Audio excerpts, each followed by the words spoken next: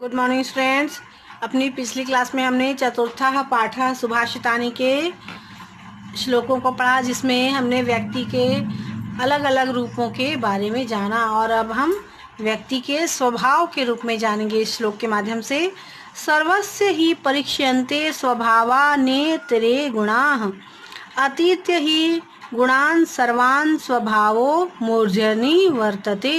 अर्थात सबके स्वभाव की ही परीक्षा की जाती है। सबसे पहले व्यक्ति का स्वभाव ही देखा जाता है, क्योंकि जब व्यक्ति सामने आता है तो उसका स्वभाव ही सबसे पहले सामने आता है। गुण तो बाद में समझ में आते हैं, क्योंकि गुण जो है वो साथ रहते रहते वे समझ में आते हैं, परंतु स्वभाव जो है वो पहली बार में ही व्यक्ति का समझ में आ जाता है। इसलिए स्वभाव को ही सर्वोच्च माना गया है। व्यक्ति के गुणों में स्वभाव को ही सर्वोच्च माना गया है। फिर है अल्पज्ञ स्वभावः। यदा किंचिज्ञो अहम गज इव मदान्धः समभवम् तदा सर्वज्ञो अस्मीत्य भवद्वलिप्तं मम मनः।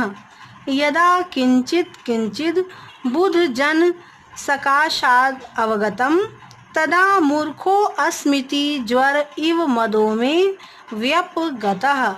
अर्थात जब मैं थोड़ा थोड़ा जानने वाला होता हूँ, जब मैं मनुष्य जो है जब थोड़ा थोड़ा जानता है, तब वह हाथी के समान घमंड में चूर हो जाता है।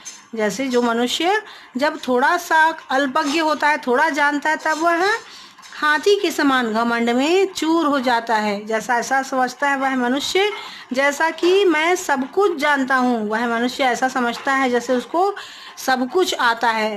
परंतु जब वह ज्ञानियों के, विद्वानों के बीच में थोड़ा थोड़ा समय बिताता हुआ जब वह आगे बढ़ता है, तब उसको समझ में आता है कि मेरा ये सब अभिमान जो है वह बुखार के समान उतर जाता है। वह मनुष्य का बुखार के समान जो विद्वत्ता जो होती है, उसकी अल्पज्ञता जो है वह बुखार जैसे बुखार जो है वह थोड़े दिनों में दूर हो जाता है। उसी तरह जो मूर्ख व्यक्ति जब विद्वानों की संगत में होता है, तब वह उसका अज्ञान जो है वह धीरे धीरे, उसका जो घमंड है वह धीरे धीरे समाप्त हो जाता है।